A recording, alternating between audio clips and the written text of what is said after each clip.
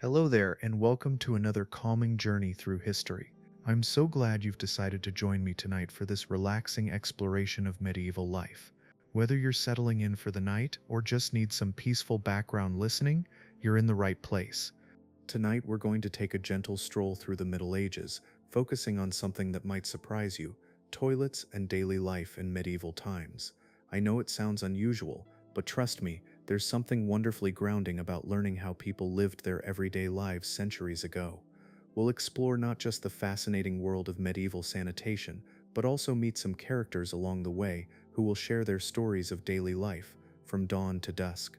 Feel free to say hi in the comments. Let me know what time you're watching this and where you're tuning in from. I love seeing where everyone's listening from around the world. Over the next hour or so, we'll wander through medieval villages and castles, meet craftsmen and servants, farmers and nobles, and discover how they managed the most basic aspects of human life. There's something oddly comforting about realizing that people have always faced the same fundamental challenges, just with different solutions. So get comfortable, close your eyes if you'd like, and let's begin our journey back to a time when life moved at a slower pace. Our story begins in the year 1347, in a small English village called Millbrook. The morning mist clings to the thatched roofs as the sun rises over the rolling hills. In a modest cottage near the village center, a young woman named Eleanor is already awake, tending to her daily routine.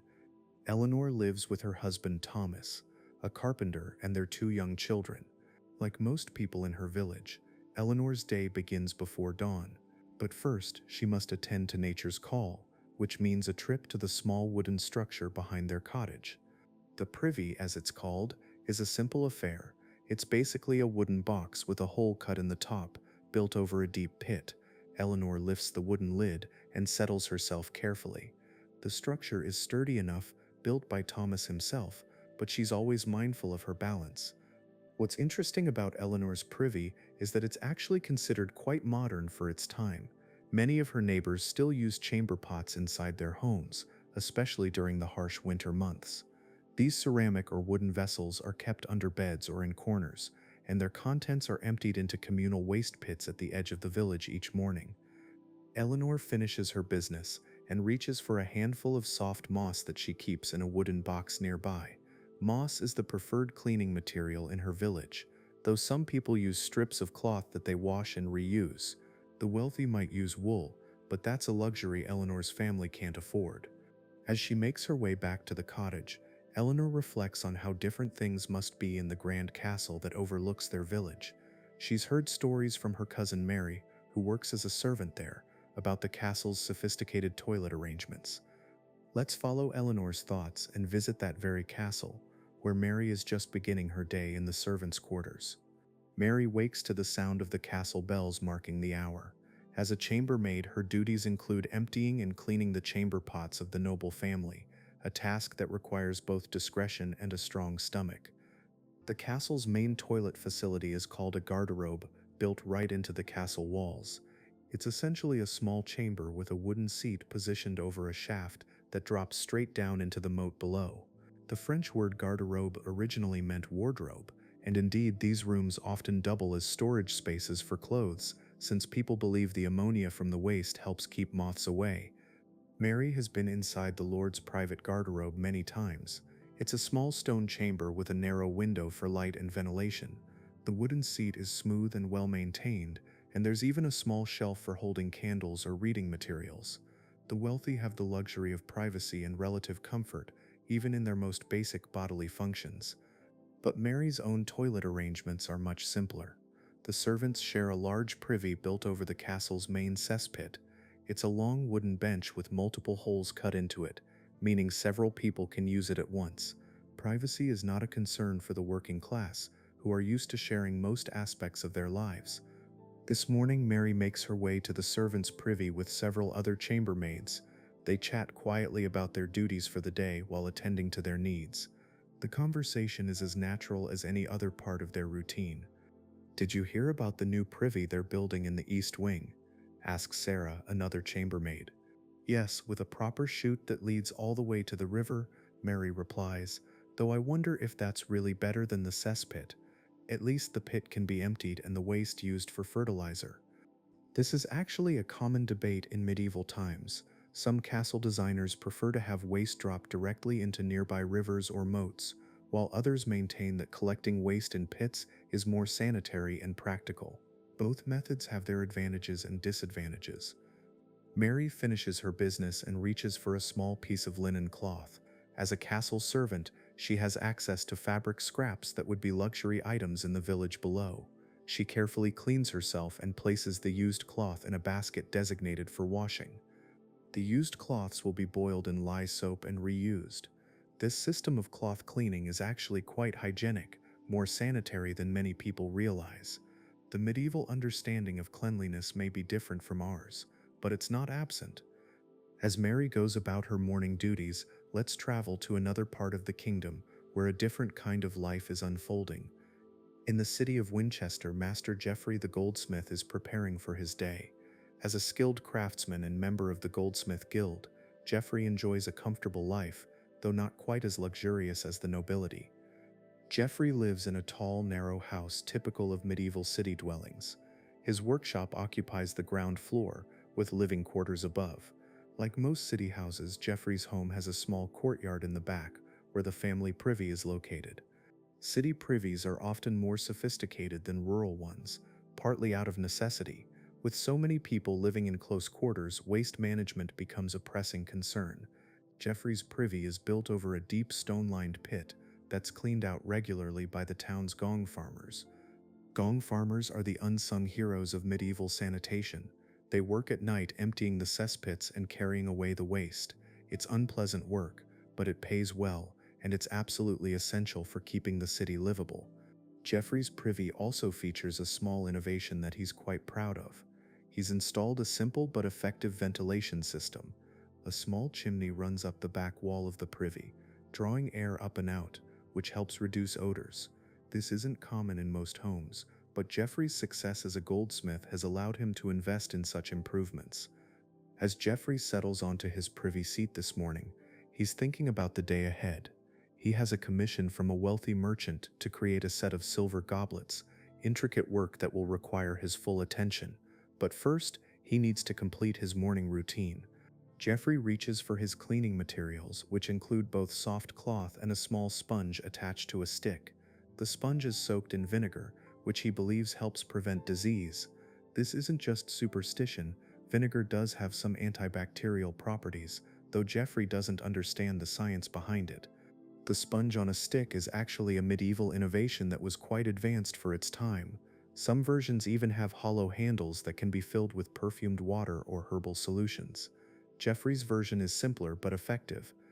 After cleaning himself, Geoffrey checks the level of the cesspit below. It's getting close to the time when the gong farmers will need to empty it. He makes a mental note to arrange for the service, as a full cesspit can become a serious health hazard. Living in the city means Geoffrey has access to public facilities as well. Winchester has several public latrines, built over streams that carry waste away from the populated areas. These public facilities are basic but functional, essentially long wooden benches with holes built over flowing water. Geoffrey rarely uses the public latrines, preferring the privacy and cleanliness of his own facility, but they serve an important purpose for travelers, the poor, and anyone caught away from home when nature calls. As Geoffrey heads upstairs to break his fast, let's journey to the countryside, where a very different kind of morning is beginning. Brother Francis wakes before dawn in his cell at the monastery of St. Dunstan. Monastic life has its own rhythms and routines, including very specific arrangements for dealing with bodily needs. The monastery's toilet facilities are called the Necessarium, and they're built with careful attention to both hygiene and spiritual considerations. The Necessarium at St. Dunstan's is a long stone building with a row of wooden seats built over a stream that flows beneath the monastery. The flowing water carries waste away immediately, which the monks believe is both cleaner and more spiritually appropriate than allowing waste to accumulate. The Necessarium also has a washing area where monks can clean their hands and faces with water from a separate clean stream. Brother Francis makes his way to the Necessarium in the pre-dawn darkness, carrying a small oil lamp. The building is silent except for the sound of running water below. He settles onto one of the smooth wooden seats and takes a moment to appreciate the simple efficiency of the design. The monastic approach to sanitation reflects their broader philosophy of simplicity and cleanliness. The necessarium is kept scrupulously clean, with novice monks assigned to scrub the seats and floors daily. Fresh rushes are scattered on the floor regularly, and herbs like mint and lavender are sometimes burned to keep the air sweet. Brother Francis uses soft moss for cleaning, like most rural people, but the monastery also provides clean linen cloths for the monks. These are washed in the monastery's own laundry, where the monks have developed quite sophisticated techniques for cleaning and sanitizing fabrics. The monastery's approach to waste management extends beyond just the necessarium. They've developed a comprehensive system for handling all types of waste, from kitchen scraps to garden trimmings. Everything that can be composted is carefully collected and processed to create fertilizer for the monastery gardens. Brother Francis has been thinking lately about the contrast between monastic life and the world outside the monastery walls. He's heard stories from visitors about the less sanitary conditions in many villages and cities. The monastery's emphasis on cleanliness isn't just practical, it's part of their spiritual discipline. Cleanliness is next to godliness, Brother Francis murmurs to himself as he finishes his morning routine. It's a sentiment that guides much of monastic life, from the care of their bodies to the maintenance of their living spaces. As Brother Francis returns to his cell to prepare for morning prayers, let's visit someone whose life couldn't be more different from the peaceful monastery. Sir Edmund the Knight is camped with his men-at-arms in a field outside the town of Gloucester. They're traveling to join a military campaign, and camp life presents its own unique challenges when it comes to sanitation. Military camps in medieval times are notorious for their poor sanitary conditions, but Sir Edmund, as an experienced knight, knows that good hygiene is essential for keeping his men healthy and battle-ready. He's established strict rules for his small company. The camp latrine is a simple affair, a trench dug at the edge of the camp, downwind and downstream from the water source. It's not comfortable, but it's functional, and more importantly, it's far enough from the sleeping and cooking areas to minimize the risk of disease. Sir Edmund has learned from experience that armies are more often defeated by disease than by enemy swords. Dysentery, cholera, and other ailments spread quickly in unsanitary conditions, so he insists on proper waste disposal even when his men grumble about the extra work. This morning, Sir Edmund makes his way to the latrine trench carrying a small spade. After attending to his needs, he covers the waste with dirt, a practice he learned from a grizzled sergeant who served in the Holy Land. It's a simple but effective way to control odors and reduce the risk of disease. For cleaning, Sir Edmund uses a handful of grass and leaves, the most readily available materials in their outdoor setting. He's also carrying a small leather pouch containing strips of linen, a luxury he can afford as a knight but doesn't always have access to when campaigning. Camp life means that privacy is almost non-existent.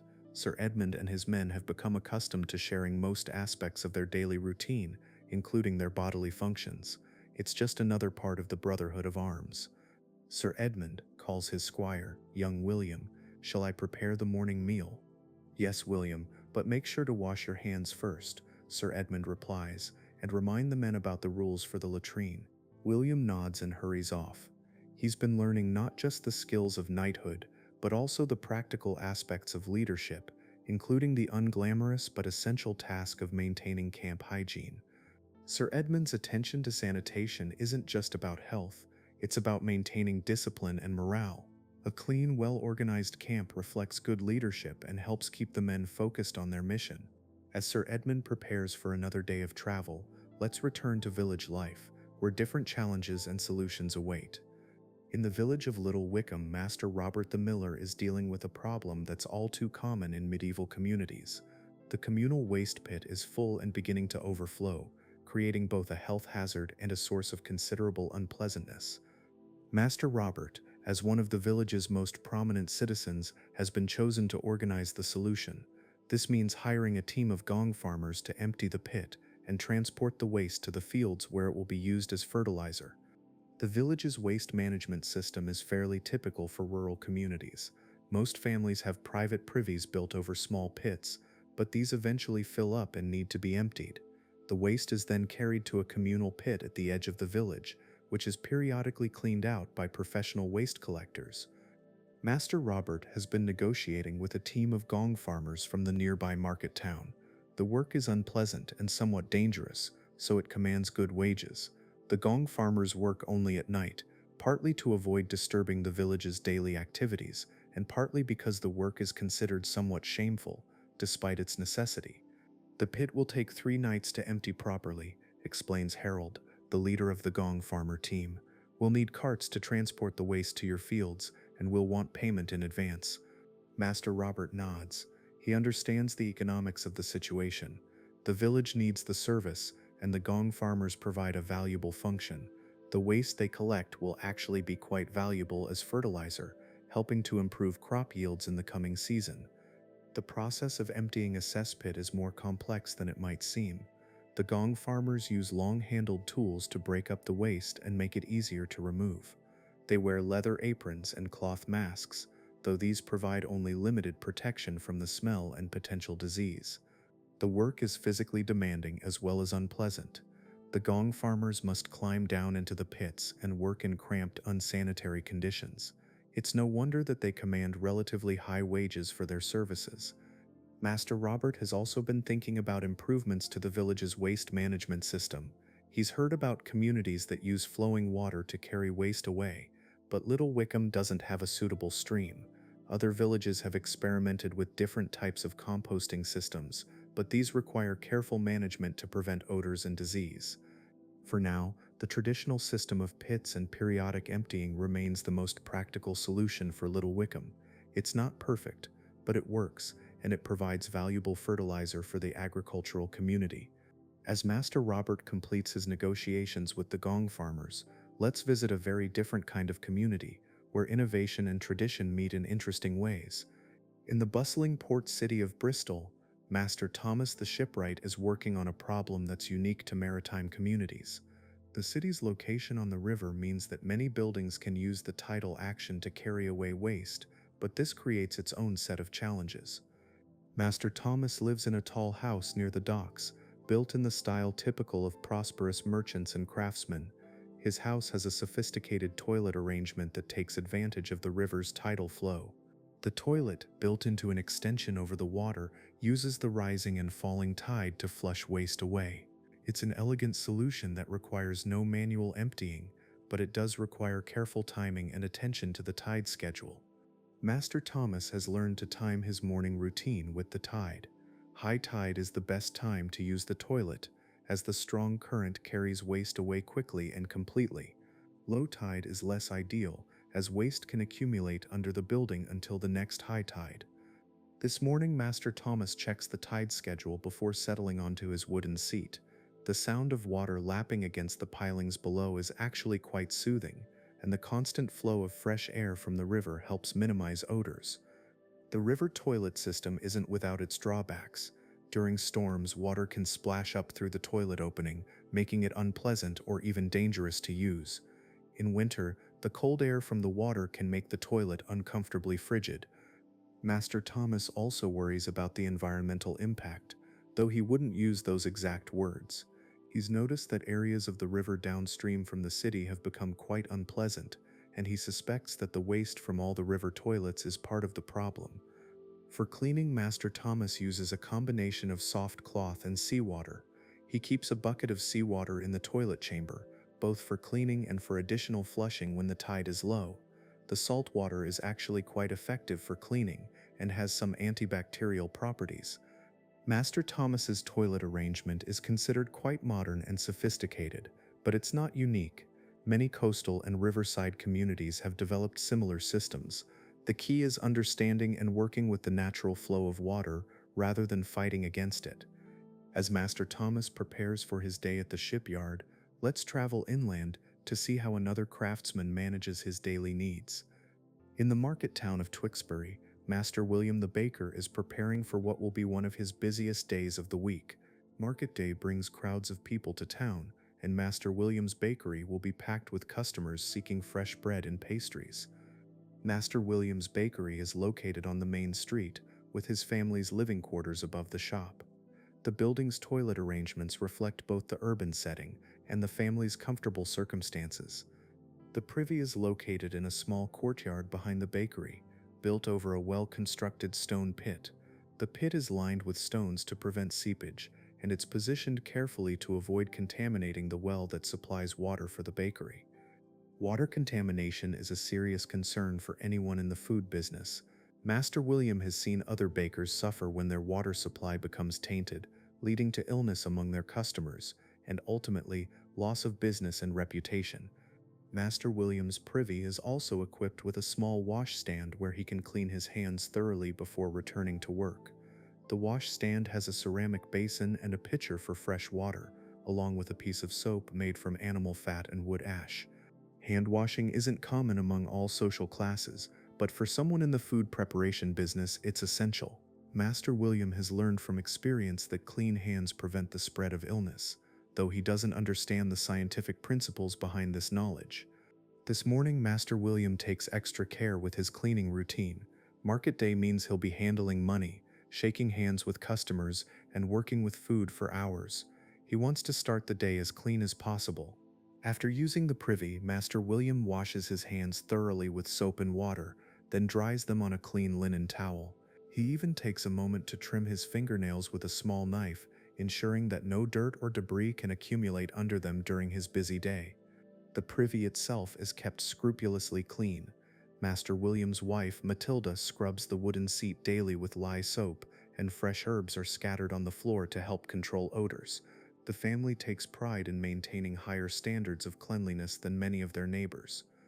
As Master William returns to his bakery to begin the day's work, let's visit someone whose toilet arrangements are far more basic but equally important to their daily routine.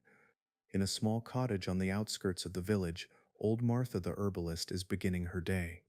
As a woman who lives alone and works with medicinal plants, Martha has developed her own approaches to sanitation and hygiene. Martha's privy is a simple wooden structure built over a shallow pit, nothing fancy but functional. What makes it special is Martha's use of various herbs and plants to improve both the cleanliness and the experience of using it. Martha has planted lavender and mint around the privy to help control odors naturally.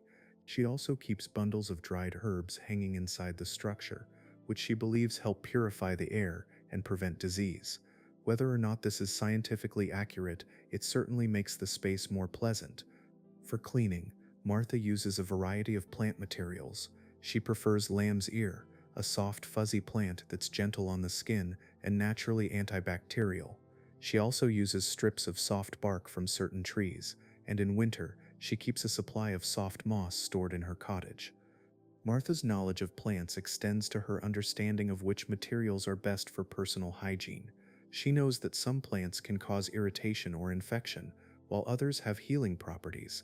This knowledge makes her something of an expert among the village women. This morning, Martha takes her time in the privy, using it as a quiet moment to plan her day.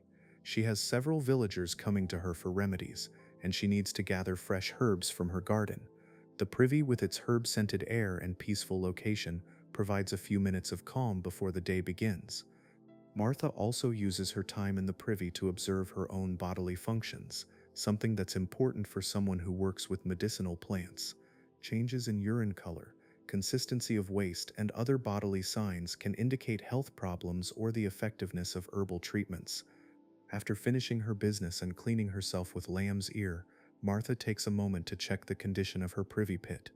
As someone who lives alone, she's responsible for all aspects of maintaining her property, including the less pleasant tasks. The pit is getting fairly full and will need to be emptied soon. Martha makes a mental note to contact the village's waste collectors, though as a woman living alone, she'll need to negotiate carefully to get fair treatment and pricing. As Martha returns to her cottage to begin preparing for her day, let's travel to a much grander setting, where luxury and practicality meet in interesting ways. Lady Catherine is just waking in her private chamber in Warwick Castle. As the wife of an earl, she enjoys privileges and comforts that are unimaginable to most people of her time, including elaborate toilet arrangements. Lady Catherine's private garderobe is a marvel of medieval engineering and luxury. Built into the castle's outer wall, it features a padded wooden seat covered with fine fabric, a small table for holding personal items, and even a brazier for warmth during cold weather.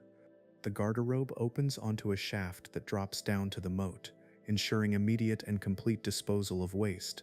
The chamber is large enough to serve as a small sitting room, with tapestries on the walls and a carpet on the floor. It's a place where Lady Catherine can have privacy, something that's rare and valuable in castle life. This morning, Lady Catherine is attended by her personal maid, Isabel, who helps her with her morning routine. Isabel brings fresh linen for cleaning, perfumed water for washing, and even a small brazier to warm the chamber. The luxury extends to the cleaning materials. Lady Catherine uses the finest linen cloths, which are washed in scented water and dried with herbs, to give them a pleasant fragrance. She also has access to imported soaps and oils, luxuries that cost more than most people earn in a year. Lady Catherine's toilet routine is part of an elaborate morning ritual that can take several hours. She doesn't just attend to her bodily needs, she also bathes, dresses, and arranges her hair with Isabel's help. The garderobe serves as a private space where she can prepare for the day without interruption. Isabel, please make sure the chamber pot in the guest room is emptied before Lord Richard's brother arrives, Lady Catherine says as she finishes her morning routine. Yes, my lady, Isabel replies. I'll also have the maids prepare fresh rushes for the floors and ensure all the garderobes are properly cleaned. The management of toilet facilities in a large castle is a complex operation. There are multiple garderobes for different levels of the household, from the lord's private facility to shared spaces for servants. Each requires different levels of maintenance and supplies. Lady Catherine's elevated position means she rarely thinks about the practical aspects of waste management, but she's aware that proper sanitation is essential for maintaining the health and comfort of everyone in the castle. She trusts her household staff to handle these matters efficiently. As Lady Catherine prepares for her daily activities, let's visit someone whose work brings him into contact with the less glamorous aspects of castle life. Down in the castle's lower levels, Master John, the castle's head gong farmer, is beginning his weekly inspection of the waste management systems. Master John holds an unusual position. He's both essential to the castle's operation and somewhat isolated from the rest of the household due to the nature of his work. Master John's responsibilities include maintaining all the castle's garderobes, managing the waste disposal systems, and ensuring that the complex network of shafts and pits remains functional. It's skilled work that requires both technical knowledge and strong stomach. This morning, Master John is checking the main waste shaft that serves the Great Hall's facilities. The shaft is built into the castle's thick walls and drops straight down to the moat. Occasionally, objects fall down the shaft and create blockages, requiring Master John's intervention. Master John uses a long pole with a hook on the end to probe the shaft and remove any obstructions. He's found everything from jewelry to eating utensils to small tools that have accidentally fallen through the toilet openings. Some of these items are quite valuable, and Master John has learned to clean and return them to their owners when possible. The work requires Master John to climb down into the shaft using a rope and pulley system. It's dangerous work as the shaft is narrow and the walls are slippery. He wears leather clothes and a cloth mask, though these provide only limited protection. Master John has developed his own techniques for dealing with the challenges of his work. He uses lime to help break down waste and control odors, and he's experimented with different tools and methods for cleaning the shafts. His knowledge is hard-won through years of experience. Despite the unpleasant nature of his work, Master John takes pride in his skills and the important service he provides. He knows that without proper waste management, the castle would quickly become uninhabitable, disease would spread rapidly, and the Lord's household would suffer. Master John also works closely with the castle's physician, reporting any unusual signs that might indicate health problems among the household. Changes in the waste can sometimes provide early warning of disease outbreaks, making Master John's observations valuable for maintaining the castle's health. As Master John continues his inspection, let's travel to a completely different environment, where the challenges of sanitation take on new dimensions. Brother Marcus, a traveling monk, has been walking for 3 days and has finally reached the outskirts of Canterbury. Travel in medieval times presents unique challenges when it comes to managing bodily needs, and Brother Marcus has developed his own strategies for dealing with these necessities. When traveling, Brother Marcus carries a small cloth bag containing his personal hygiene supplies. This includes strips of linen for cleaning, a small piece of soap, and a collection of herbs that he believes help prevent disease. The bag is tied securely to his rope belt, and travels with him everywhere. For toilet needs while traveling, Brother Marcus looks for suitable locations that are away from water sources and populated areas. He's learned to read the landscape, looking for spots that are private, safe, and unlikely to contaminate water or disturb other travelers. This morning, Brother Marcus has found a perfect spot behind a grove of trees, well away from the road, but still within sight of the path, so he doesn't become lost. He's learned to be cautious about straying too far from established routes, as it's easy to become disoriented in unfamiliar territory. Brother Marcus digs a small hole with a stick, attends to his needs, and then covers the waste with dirt and leaves. This practice, which he learned from other experienced travelers, helps prevent the spread of disease and reduces odors that might attract animals or insects.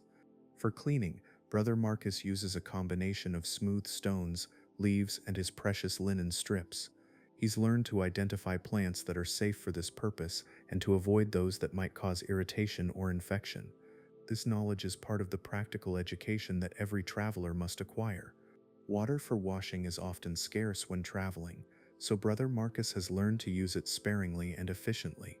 He carries a small leather water bottle and uses just a few drops for cleaning his hands after using the toilet. Conservation is essential when you don't know where your next water source will be. Brother Marcus has also learned to time his toilet needs with his travel schedule. He prefers to take care of these necessities when he stops for meals or rest, rather than having to interrupt his walking to find suitable facilities. This requires some planning and self-discipline. Travel inns sometimes have toilet facilities, but they're often crude and unsanitary. Brother Marcus has learned to inspect these facilities carefully before using them, and he often prefers to find his own spot outdoors rather than risk infection from poorly maintained communal toilets. As Brother Marcus prepares to continue his journey toward Canterbury, let's visit a community that has developed some of the most sophisticated sanitation systems of the medieval period. In the great monastery of Cluny, Brother Anselm is marveling at the engineering genius of the monastic builders who created their remarkable waste management system. Cluny is famous throughout Europe for many things, but its sanitation system is truly a wonder of medieval engineering. The monastery's necessarium is built over a complex network of channels that divert water from a nearby river. The flowing water carries waste away immediately and completely, creating a system that's both hygienic and efficient. The engineering required to create this system represents some of the most advanced thinking of the medieval period. Brother Anselm, who has lived at Cluny for 15 years, never fails to appreciate the ingenuity of the system. The water channels are carefully designed to maintain the right flow rate, fast enough to carry waste away, but not so fast that they create dangerous currents or erosion problems. The necessarium building itself is a marvel of architecture. It's built from stone and features a series of arched openings that provide both structural support and ventilation. The interior is clean and well lit, with windows that can be opened or closed depending on the weather. The wooden seats are carved from oak and polished smooth.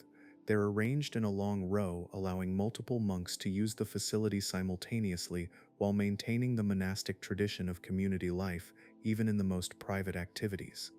Brother Anselm settles onto his usual seat, third from the left, and takes a moment to appreciate the sound of running water below. The sound is actually quite soothing, and many monks find that the necessarium provides a peaceful space for meditation and reflection. The monastery has also developed sophisticated systems for cleaning and maintenance. A team of lay brothers is responsible for keeping the necessarium spotless, scrubbing the seats daily, and ensuring that the water channels remain clear of debris. For cleaning, the monastery provides both linen cloths and natural materials like moss and soft leaves. The cloths are washed in the monastery's laundry using hot water and soap made from animal fat and wood ash. The cleaning process is so thorough that the cloths are actually quite hygienic. Brother Anselm has heard that other monasteries have attempted to copy Cluny's system, with varying degrees of success. The engineering is complex, and it requires ongoing maintenance to keep the water channels functioning properly. Not every location has access to a suitable water source, and the initial construction costs are substantial. As Brother Anselm finishes his morning routine and prepares for the day's prayers, let's return to the secular world, where a young woman is dealing with challenges that are unique to her gender and social position. In the town of Shrewsbury, young Margaret, daughter of a prosperous wool merchant, is facing the monthly challenge that all women of her time must manage without the benefit of modern sanitary products. Medieval women have developed their own methods for dealing with menstruation, methods that require both practical skill and careful planning. Margaret uses strips of linen cloth, folded and secured with additional strips tied around her waist. The linen is washed and reused, a process that requires hot water, soap, and careful drying to prevent infection. During her monthly cycle, Margaret's toilet routine becomes more complex and time-consuming. This morning, Margaret makes her way to the family's privy, carrying a small basket containing her personal supplies. The privy is well maintained and private, essential for a young woman of her social standing. Her father has even installed a small shelf where Margaret can keep her cleaning materials and personal items. Margaret's monthly cycle affects not just her toilet routine, but her entire daily schedule. Medieval understanding of menstruation is limited and often inaccurate, but women have developed practical methods for managing the physical and social challenges it presents.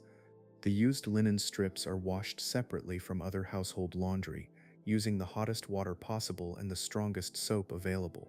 Margaret's mother has taught her that cleanliness is essential for preventing infection and maintaining health during her monthly cycle.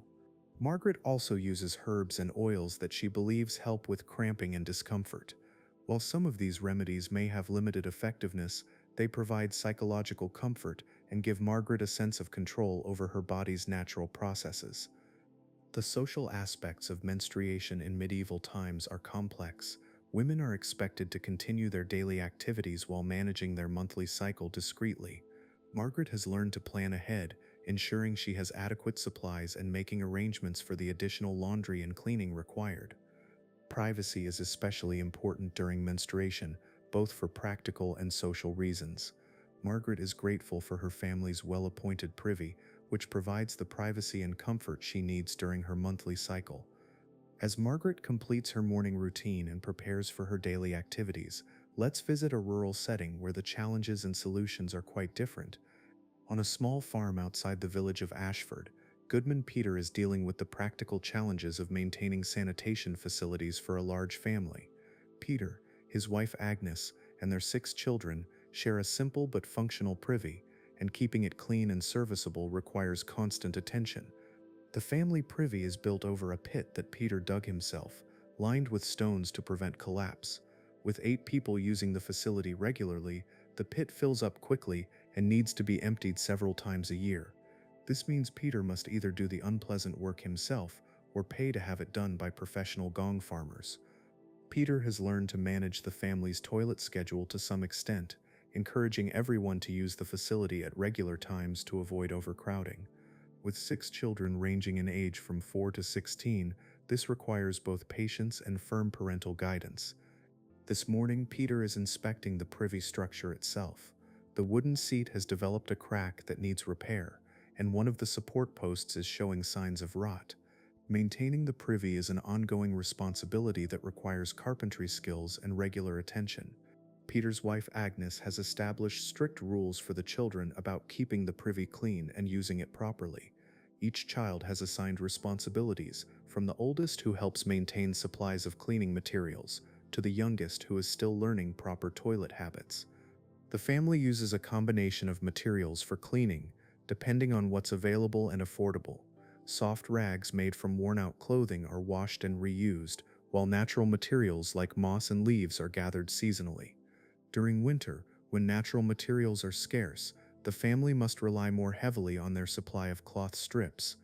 Peter has also learned to use the waste from the privy pit as fertilizer for his crops.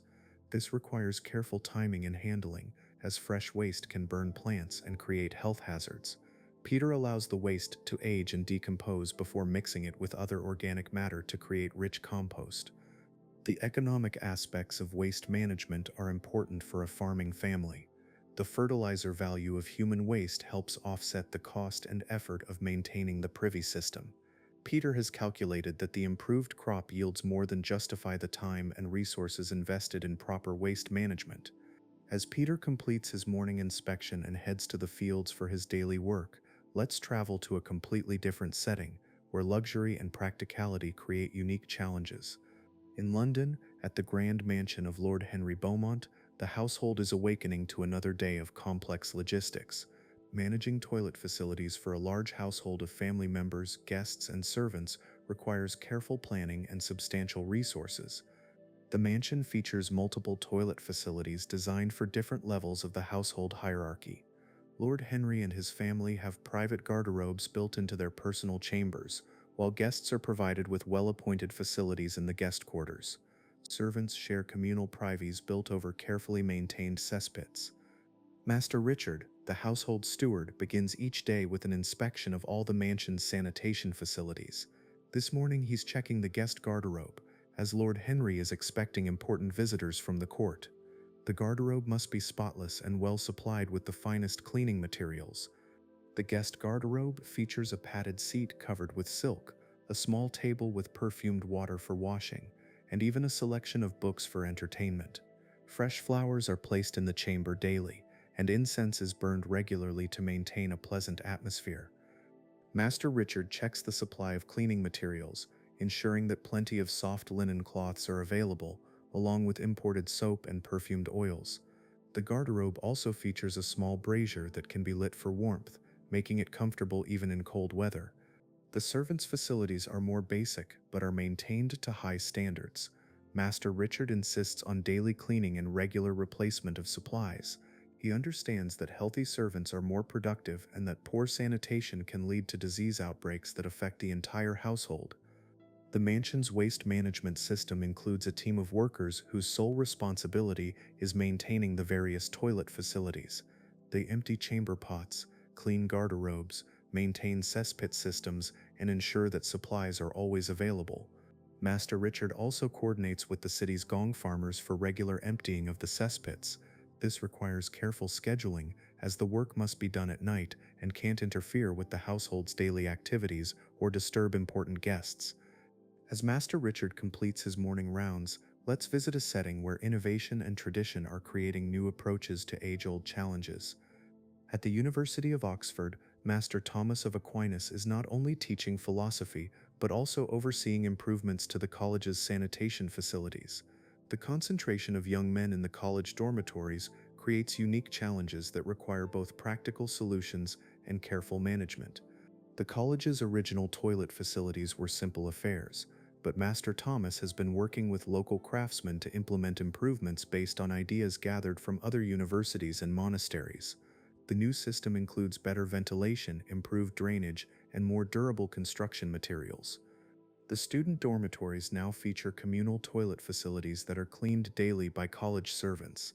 The facilities include multiple seats built over a central cesspit, with partitions providing some privacy while allowing efficient maintenance and cleaning. Master Thomas has also established strict rules for the students regarding the use and maintenance of toilet facilities. Students are required to contribute to the cost of supplies and maintenance, and those who damage or soil the facilities face disciplinary action. The college's approach to sanitation reflects the broader educational philosophy of the institution. Just as students are taught to discipline their minds through study, they're also expected to maintain discipline in their personal habits and consideration for their fellow students. This morning, Master Thomas is meeting with a local craftsman to discuss further improvements to the college's facilities. They're considering the installation of a water system that would allow for better cleaning and waste removal, though the cost and complexity of such a system make it a challenging project. The students themselves have varying levels of experience with different types of toilet facilities, depending on their backgrounds. Those from wealthy families are accustomed to private garderobes and high-quality supplies, while students from modest backgrounds may find the college facilities quite luxurious compared to what they knew at home. Master Thomas has observed that proper sanitation contributes to the overall academic atmosphere of the college. When students are comfortable and healthy, they're better able to focus on their studies. When facilities are inadequate or unsanitary, it affects morale and can lead to health problems that interfere with learning. As Master Thomas continues his planning for improvements to the college facilities, let's return to village life, where seasonal changes create new challenges and opportunities. In the village of Little Bramford, the arrival of spring means that Goodwife Martha must prepare for the annual cleaning and maintenance of the family's toilet facilities. Winter's harsh weather has taken its toll on the wooden structures, and the spring thaw has revealed problems that need immediate attention. Martha's husband died last autumn, leaving her to manage the household's practical needs with help from her teenage son John. The privy maintenance is now her responsibility, and she's learning skills that were traditionally handled by men. The winter's accumulation of waste has frozen solid in the cesspit, and now the spring thaw is creating a mess that must be dealt with quickly. Martha has arranged for the village's gong farmers to empty the pit, but first she must repair the damaged wooden seat and replace the roof boards that have rotted during the winter. Martha's son John is helping with the carpentry work, learning skills that will serve him well when he establishes his own household. Together, they're rebuilding the privy structure using wood from trees that fell during winter storms. The spring cleaning also includes a thorough scrubbing of all the wooden surfaces with lye soap and hot water. Martha has learned that this annual deep cleaning is essential for preventing disease and maintaining the structural integrity of the building.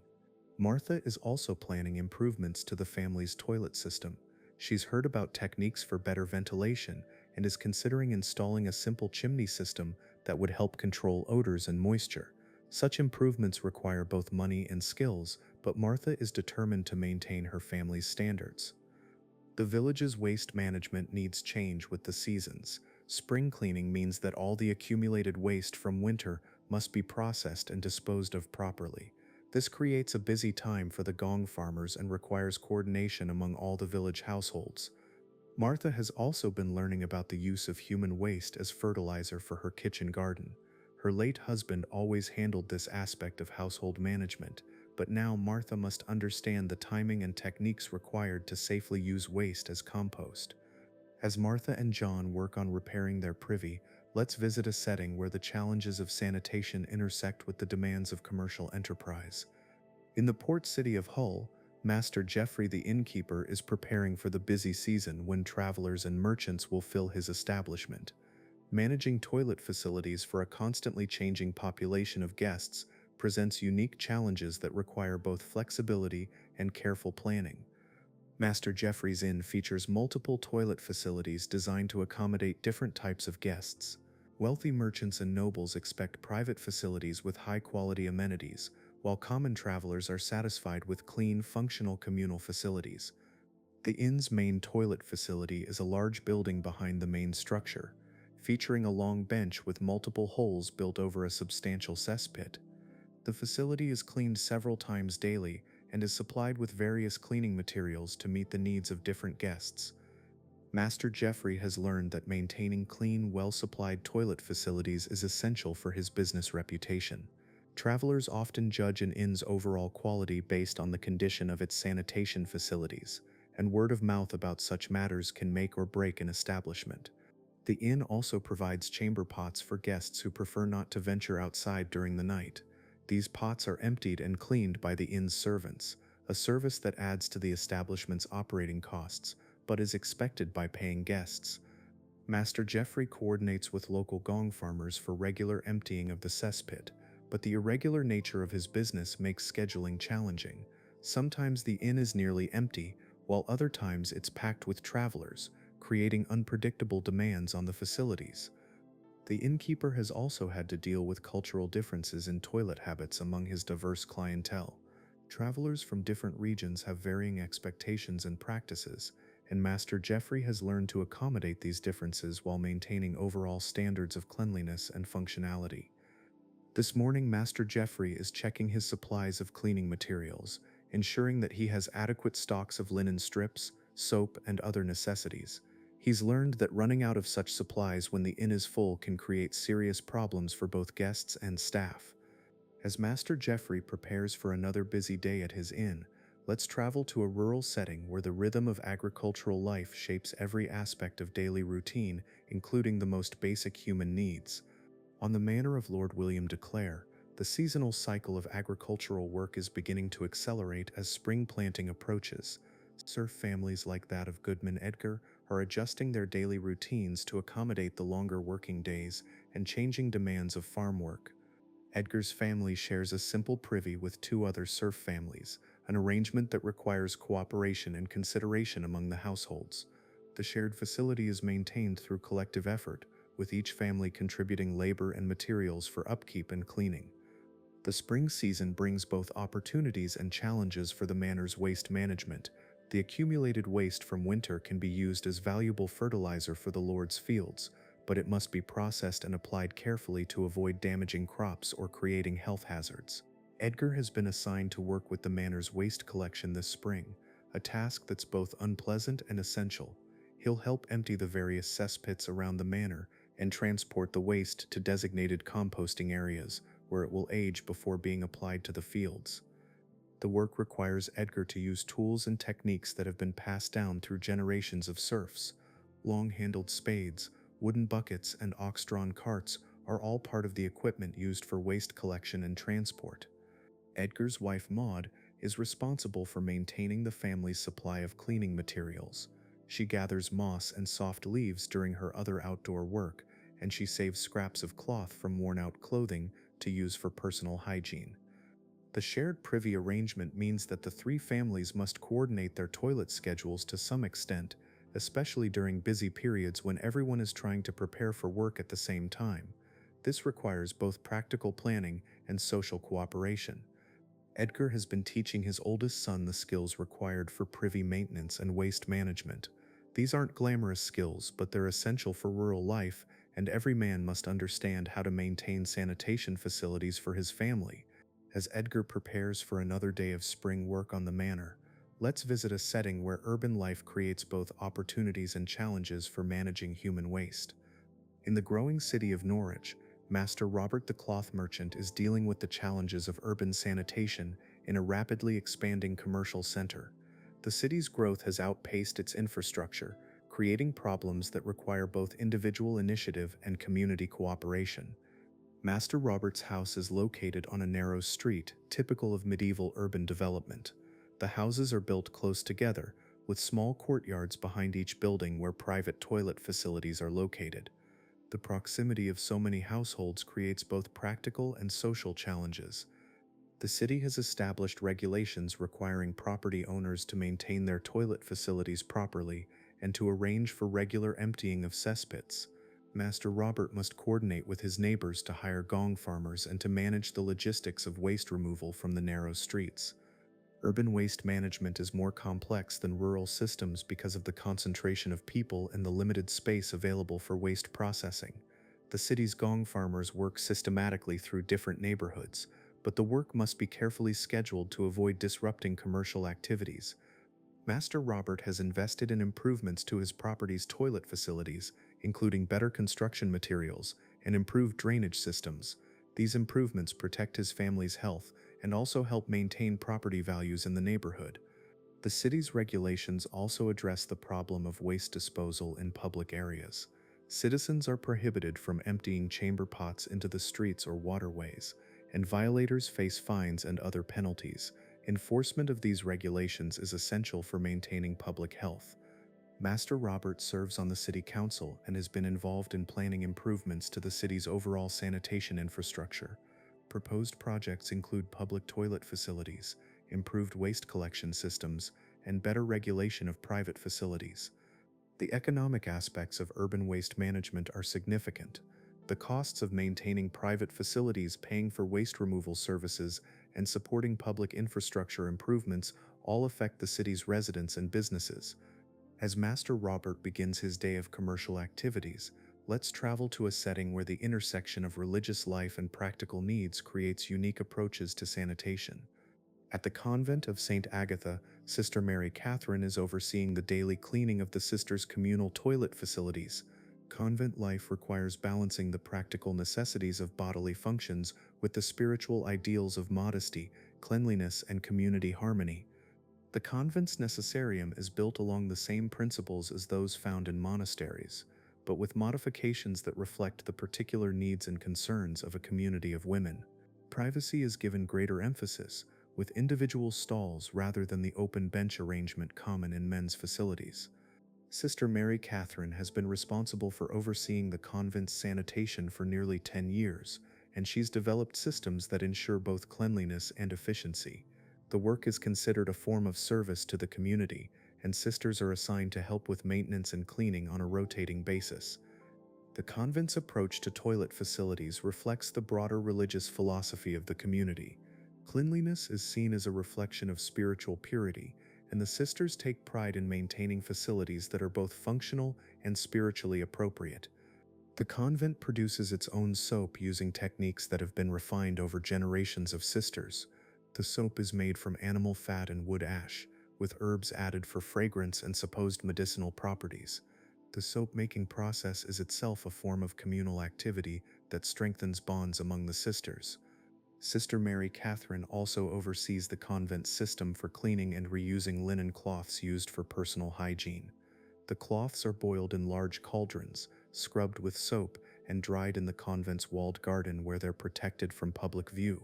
The convent's waste management system includes composting areas where human waste is mixed with other organic matter to create fertilizer for the convent's gardens.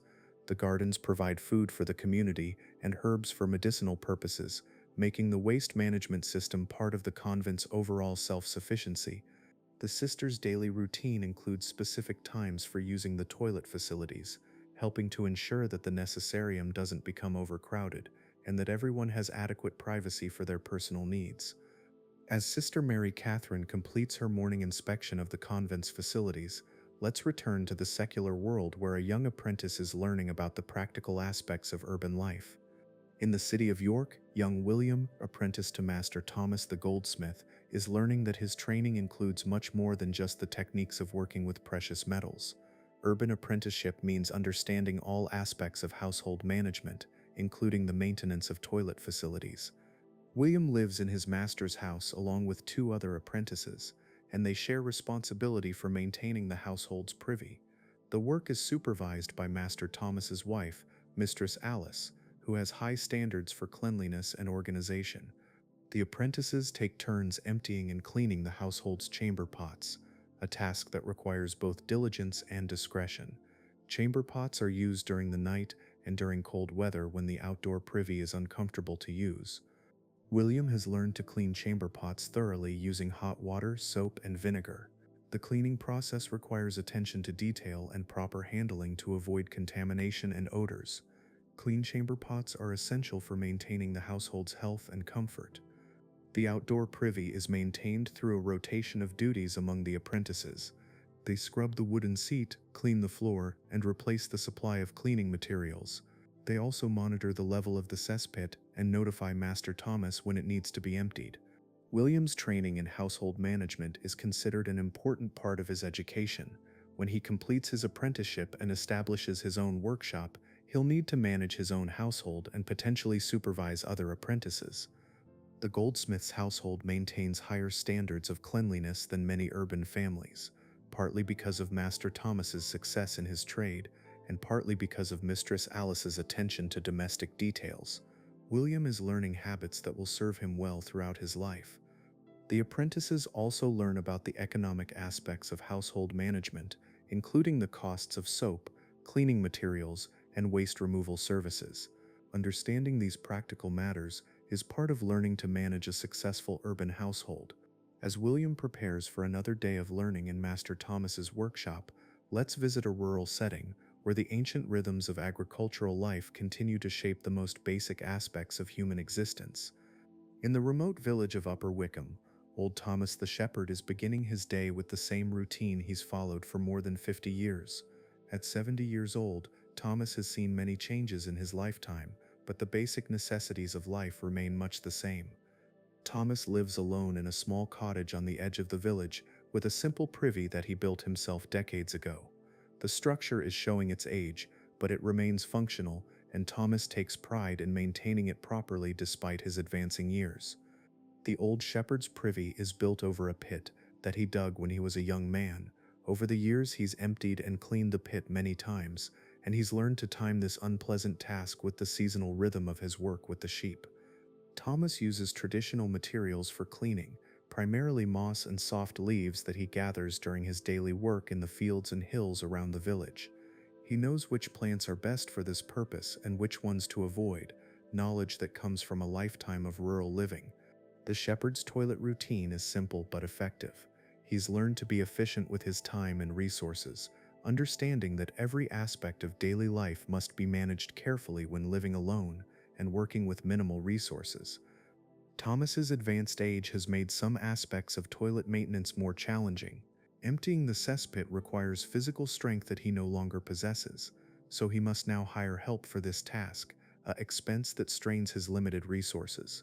The old shepherd has been thinking about what will happen to his cottage and privy when he's no longer able to maintain them. The question of who will inherit his property and whether they'll maintain his standards of cleanliness weighs on his mind. Thomas has also been sharing his knowledge with younger villagers, teaching them the traditional techniques for privy construction and maintenance that might otherwise be lost.